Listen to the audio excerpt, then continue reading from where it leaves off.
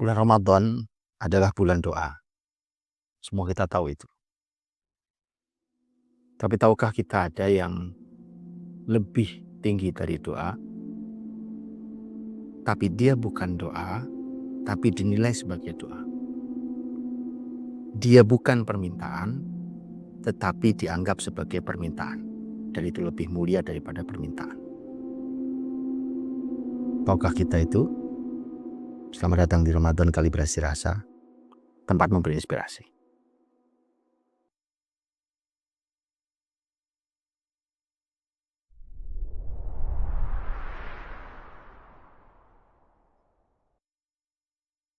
Rasulullah SAW pernah menyampaikan tentang kerajaan Allah sebesar apa. Bahkan ketika Allah mengabulkan semua permintaan orang yang meminta. Lau anna awwalakum wa akhirakum wa insakum wa jinnakum qamu fi sa'idin wahid. Fasa'aluni fa'u'tiya kulla wahidin mas'alatah. Mana qasa dhalika mimma indi illa kama yanqusul mikhyatu idha ghumisa fil bahr. Andai manusia sejak awal sampai akhir, andai seluruh manusia dan seluruh jin, mereka ada di sebuah tempat, kemudian mereka semua meminta pada Allah permintaannya masing-masing. Kemudian kata Allah, aku kabulkan semua permintaan mereka. Itu tidak mengurangi kekayaanku, kecuali hanya seperti benang yang dimasukkan ke dalam lautan. Dalam riwayat lain, benang itu diangkat, kemudian lihatlah seberapa yang menetes. Hanya itu. Arti tidak berkurang sama sekali kekuasaan dan kerajaan Allah SWT. Jadi jangan ragu untuk meminta dan meminta kepada Allah SWT. Jangan pernah ragu. Teruskan meminta pada Allah. Tapi mari kita naikkan level meminta kita. Sekali lagi, memintalah pada Allah apa saja. Dengan bahasa apa saja bahkan. Tapi naikkan level kita lebih tinggi lagi. Yaitu meminta, tapi kalimatnya tidak meminta. Sesungguhnya dia doa, tapi dalam kalimatnya bukan doa. Apa itu? Ya, zikir. Zikrullah. Imam Ibnu Qayyim rahimahullah ta'ala dalam kitab Ar-Wabilis Shaybnya, beliau mengatakan bahwa membandingkan antara zikir dan doa. Perhatikan perbandingan ini. Beliau mengatakan perbandingan zikir dan doa itu, kata beliau,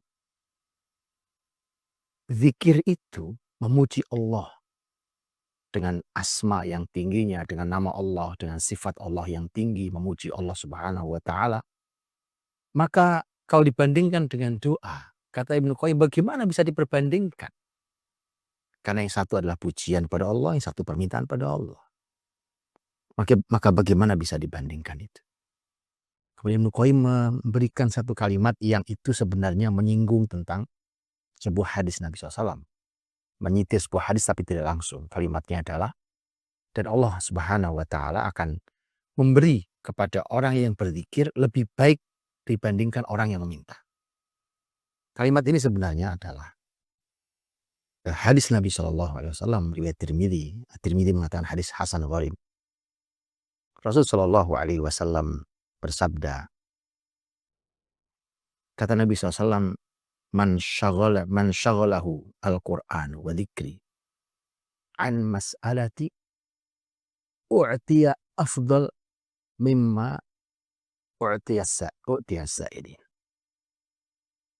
Kalau ada orang yang sibuk mengingatku, berzikir kepadaku, dan sibuk dengan Quran, sehingga dia tidak sempat meminta kepadaku, maka aku akan berikan baginya lebih baik dibandingkan orang yang meminta.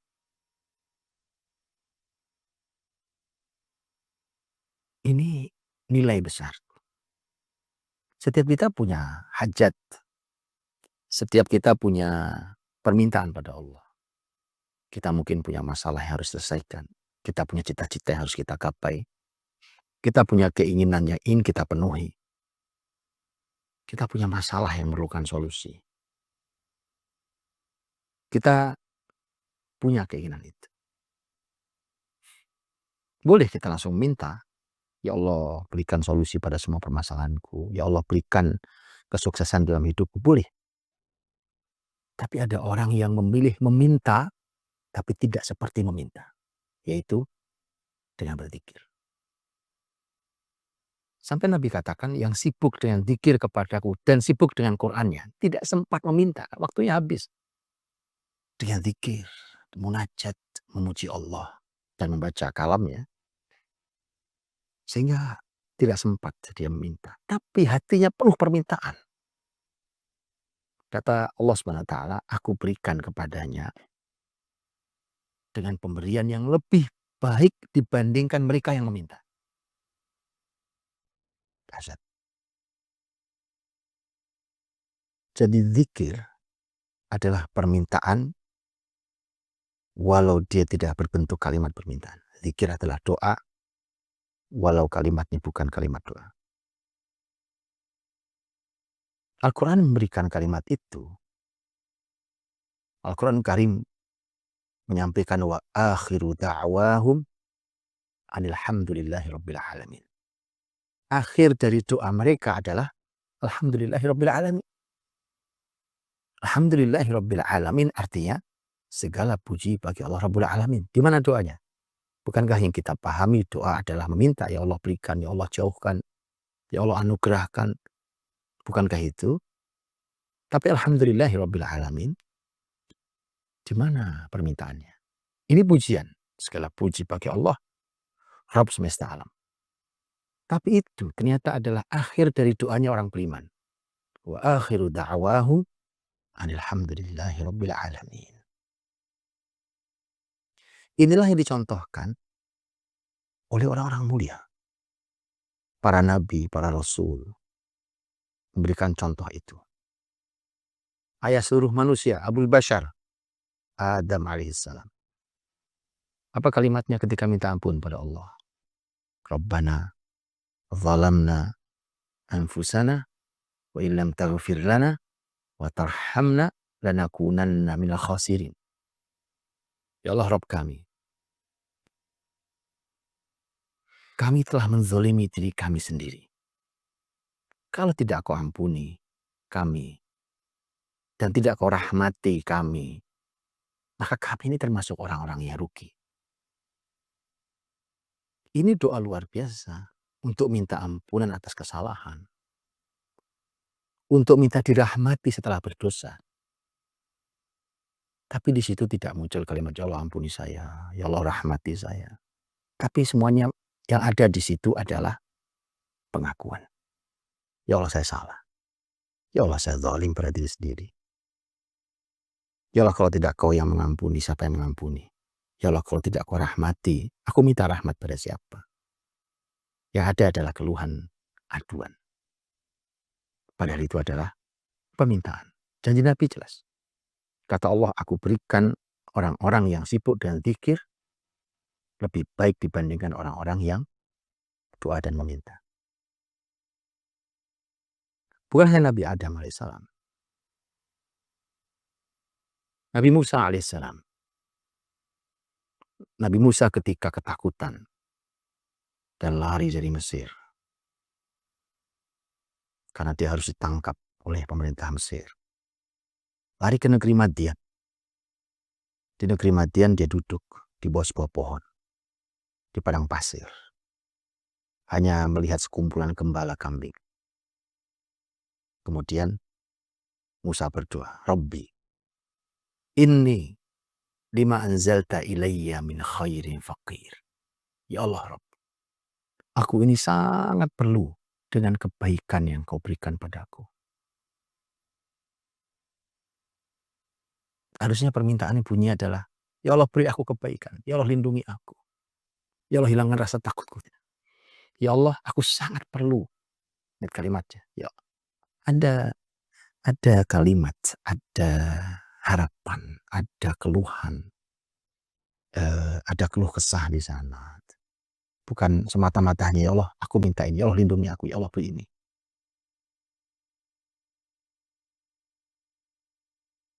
Nabiullah Ayub alaihissalam yang diuji Allah dengan sakitnya, dengan sakit kulit. Kalimatnya adalah anni massani ad-dur wa anta arhamur rahimin. Aku ya Allah terkena penyakit dan engkau yang paling mengasihi dibandingkan semua yang mengasihi. Di mana permintaannya? Di mana permintaannya? Ayub alaihissalam bisa saja langsung minta, ya Allah hilangkan penyakit saya, bisa. Tapi kalimatnya, ya Allah, aku terkena penyakit dan engkau yang paling kasih dibandingkan semua yang bisa mengasihi. Di dalamnya mengandung makna, ya Allah hilangkan penyakit ini. Janji Nabi, ingat janji Nabi yang tadi. Allah akan memberikan kepada orang yang berzikir lebih baik dibandingkan orang yang meminta. Rasul Muhammad SAW. Beliau mengajarkan sebuah doa. Bahkan disebutnya sebagai doa al-karb. Doa ketika orang menghadapi masalah besar. Penting sekali ini. Mungkin setiap kita punya masalah yang kita rasanya terhimpit, terjepit. Kita sesak nafas gara-gara masalah itu. Rasanya tidak ada solusi yang bisa kita dapatkan. Sempit bumi tiba-tiba. Nabi Muhammad mengajarkan doa. Orang yang tertimpa musibah atau tertimpa masalah besar seperti itu. Nabi ajarkan doa. Baca itu. Dengan izin Allah akan diberikan solusinya. Dihilangkanlah hal yang menghimpit hidupnya itu. Tapi dengarkan doanya. La ilaha illallahul azimul halim. La ilaha illallah rabbul arsyil azim. La ilaha illallah rabbus samawat wa rabbul ard wa rabbul arsyil karim. Tiada ilah kecuali Allah. Tiada ilah yang berhak disembah kecuali Allah. Yang maha agung dan maha mengetahui. Tiada ilah yang berhak disembah kecuali Allah. Pemilik arsy yang agung. Tiada ilah yang berhak disembah kecuali Allah. Robnya langit, Robnya bumi, dan Robnya arsy yang maha agung. Yang maha mulia. Itu doanya. Di mana permintaannya? Di mana permintaan untuk menghilangkan masalah besarnya? Terletak pada zikir. Dan ini zikir terbaik, yaitu tauhidullah, mengagungkan Allah Subhanahu wa taala. Itu zikir terbaik. Dan itu perlindungan yang terbaik. Maka di dalamnya terkandung doa. Ya Allah hilangkan semua masalah berat ini. Jadi para nabi mengajarkan kepada kita tentang zikir yang di dalamnya terkandung doa. Karena itulah maka para salafus saleh juga mengajarkan itu kepada kita. Ada banyak kitab ulama yang mengumpulkan tentang munajat, tentang zikir, puji-pujian pada Allah. Buatan para ulama kita. Indah kalimatnya, lembut tutur katanya. Menyentuh semua yang disampaikannya. Tak ada permintaan, tetapi jelas terkandung di dalamnya semua jenis permintaan. Contoh, apa yang dimunajatkan di Mina oleh Ali Zainal Abidin. Ini adalah putranya Husain, cucu Nabi Sallallahu Alaihi Wasallam. Ali Zainal Abidin sebagai seorang alim besar, sebagai orang soleh, keturunan Rasul SAW. Ali Zainal Abidin di Mina bermunajat seperti ini. Lihat munajatnya, subhanallah. Itu munajatnya, berarti kan baik-baik. Itu tempat Mina haji adalah tempat, semua tempat di mana jamaah haji menjalankannya tempat, ayo berdoa yang banyak. Tapi lihat apa yang dilakukan oleh Ali Zainal Abidin. Menyampaikan munajat, menyampaikan pujian pada Allah. Di dalamnya jelas terkandung permintaan. Kalimatnya apa? Dia memanggil Allah, wahai yang banyak memberiku nikmat, tapi sedikit sekali syukurku. Wahai yang memberi kepadaku berbagai cobaan dan musibah, tapi sedikit sekali sabarku. Wahai yang banyak memberi nikmat dan sedikit syukurku, tapi terus memberiku nikmat. Dan wahai yang memberiku musibah dan sedikit sekali sabarku, tapi tidak menghinakanku. Wahai yang melihatku melakukan dosa-dosa besar, tapi tidak pernah membongkar, membuka, dan menyingkap tabirnya. Wahai yang memiliki kenikmatan yang tak pernah berubah dan tak pernah hilang. Sampaikan sholawat kepada Nabi Muhammad SAW agar kau ampuni dan rahmati kami. Dan itu indah kalimatnya. Indah sekali. Permintaannya besar. Tapi dibalut dalam pujian pada Allah SWT. Dan pengakuan atas kesalahan kita.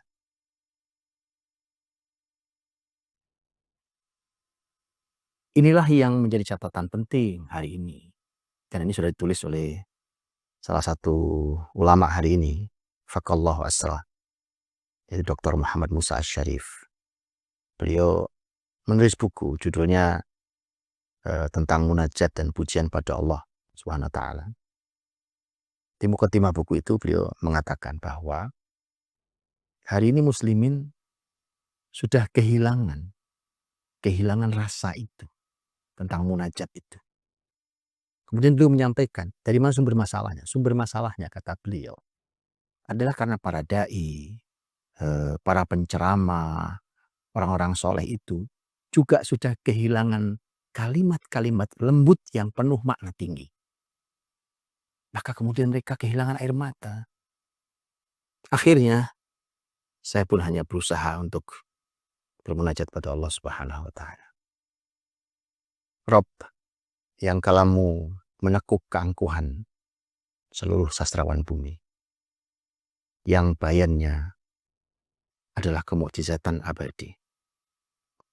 Yang keajaibannya tak pernah putus dan terhenti. Maafkan keringnya hati kami. Lemahnya bahasa kami. Sedikitnya kosakata kami dalam memujimu, dalam mensyukurimu. Bahkan kami tak sanggup sekadar menyampaikan keluh kesah kami dengan kejujuran hati dan keindahan kata seperti para nabimu dan solehin di generasi terbaik dahulu. Rob, tak terhitung kesalahan kami, tapi tak terhitung pula harapan kami. Ini munajat saya. Mana munajatmu? Dan ini inspirasi saya. Mana inspirasi?